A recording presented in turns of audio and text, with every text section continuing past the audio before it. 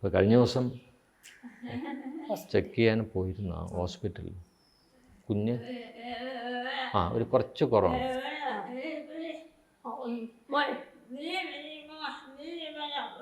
ഇനിയും പോകണം, രണ്ടാമത് കൊണ്ട് പോകണം. കാരണം ഇനിയും ടെസ്റ്റ് ചെയ്തുകൊണ്ടിരിക്കണം. എന്നിട്ട് എന്തെങ്കിലും എക്യുപ്മെൻറ്റ് വെക്കണം. ഒരു ചെവി കുഴപ്പമില്ല. ടി വിയിൽ ഇയർഫോൺ വെച്ച് വർത്തമാനം പറയും ഇത് വെച്ചാൽ. അപ്പോൾ ഇവരുടെ ജീവിതം മുഴുവൻ ആ കുഞ്ഞ് സംസാരിക്കുന്നുള്ള പ്രതീക്ഷയാണ് ഇവരുടെ ലൈഫിൽ മുഴുവൻ. അപ്പോൾ ഇത് നമ്മളെ സിനിമയിൽ പറയുന്നില്ലെങ്കിൽ കൂടെ മകനും വരുന്നുണ്ട്, വീട് വെക്കാനുള്ള ആഗ്രഹവും വരുന്നുണ്ട്, ഇതൊക്കെ ഉണ്ട്.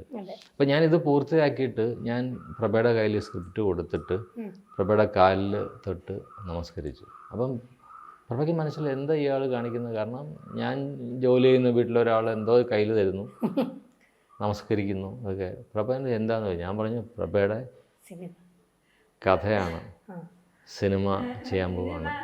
ഇഷ്ടമായി, സന്തോഷമായി.